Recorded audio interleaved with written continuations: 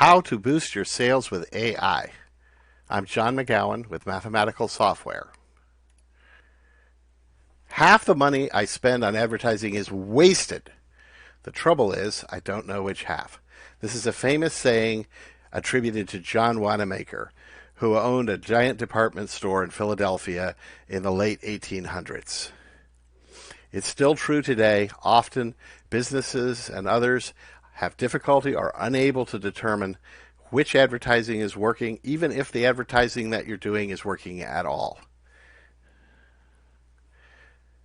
Today, there's a plethora of methods: Yelp, Facebook, Google, podcasts, many other internet methods, billboards, magazines, and other older methods.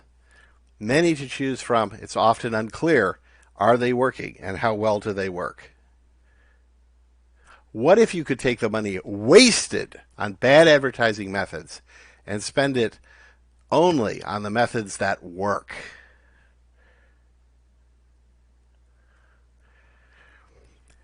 To do this, you need to be able to relate the money spent on each category, each type of advertising, to the actual sales you see. You have this information in your accounting, in your bookkeeping records. The problem, though, is that there's a black box, some kind of mathematical formula in between explaining or describing how the inputs, the advertising expenditures, are somehow transformed into sales. Now, human analysts, historically, can sometimes identify these relationships, such as, for example, the famous bell curve that you may have encountered in high school grading or college grading or some other context.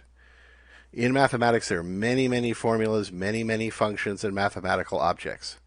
Our math recognizer is an artificial intelligence, or AI technology, that uses pattern recognition and other methods to look at the data, the financial data, and recognize these patterns, these shapes like the bell curve, and many more complex ones in higher dimensions. It has a large database of known mathematics. Here we show a couple simple examples that it can, in principle, tell the difference between. Now, what you're looking for is to identify, for example, this peak here. This is called the Cauchy distribution. It's somewhat similar to the bell curve. Now, once you recognize this relationship, then you can find the peak here, where you get the most bang for the buck. The combination of internet and radio and television advertising expenditures, which maximizes your sales. Now, this formula might indicate that both of these methods have saturation points where you're spending too much. They reach a certain fraction of your potential customers. You spend more, you don't really get more customers. You want to spread the money out correctly so as to reach one of these peaks.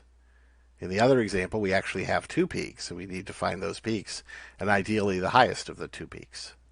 This can all be done automatically with modern AI technologies. Let's look at some real data. This is annual report data, sales, and also advertising expenditures broken into two categories for the McDonald's Corporation, the famous restaurant company. Now, this plot shows the annual sales in green here, and it shows a model in the blue line. This is the model the Math Recognizer found, which appears to be a pretty good match for the output, the sales, as a function of the inputs, the two categories, the advertising cooperatives and radio and television that McDonald's lists in their annual report. They do not provide the kind of detailed breakdown of what they spend on advertising in their annual reports, but we could get some idea. So this plot shows the inputs as well as the outputs. The blue, the light cyan line here is from the annual reports and is the money they spent each year on radio and television advertising. It's in units of $10 million. So historically, McDonald's spent about $80 million on advertising for radio and television, except for this big spike, almost $300 million a couple of years ago. if you look down here at the green line, which is their sales in tens of billions of dollars, you can see there was very little impact here. Maybe part of the reason for this drop here. They also spend hundreds of millions of dollars on advertising cooperatives. That's the off yellow color here. It's peaking at about $800 million back at their peak sales back in the late, about 2013 or so. So the program models and has a mathematical formula relating these two expenditures to the output, the green, which is the sales. And it seems to be pretty good. What it indicates is, let's say, what should they do in the future? Well, if you believe this model, it's actually a very simple solution.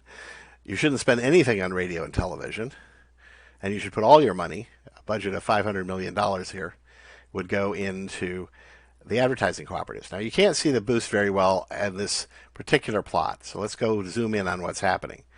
Here we have the actual sales up to 2022. We have the U.S. gross domestic product in tens of trillions of dollars, because that's part of the model. We model the external environment, the economy, as well, in order to get an accurate picture of the advertising. So we use the GDP, the gross domestic product, from the Federal Reserve as a sort of proxy for the state of the economy. The model extrapolates forward the GDP with a model of how the GDP grows, and it combines this with the optimization, which is to say, well, if I redistribute this money that I'm spending, can I get a higher sales? And according to the model, yes, it can. It gets a jump here. So we put $500 million into the ad cooperatives, put zero into radio and television. The model says it barely works. It's almost useless. And we get a jump from about $23 billion to $28 billion. Now let's zoom in on that jump again.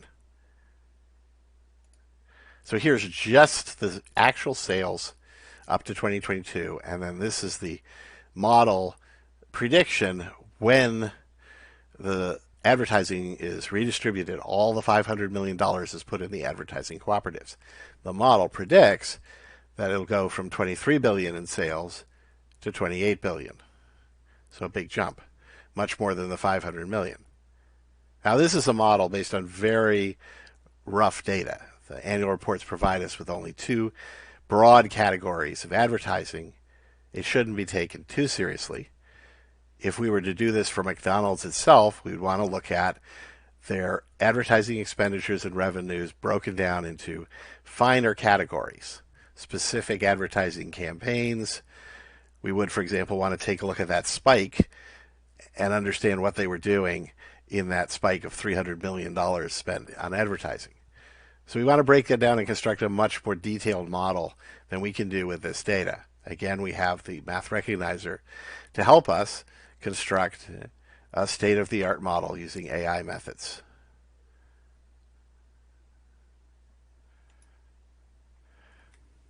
If you're interested in us taking a look at your data, and we are really interested in people's data because we want to improve our technology and verify that it can work for many businesses, not just McDonald's, we can sign a non-disclosure agreement, and you can provide us your data in some anonymized form. We don't need to know the names of your customers or who your advertisers are. Those can all be code names.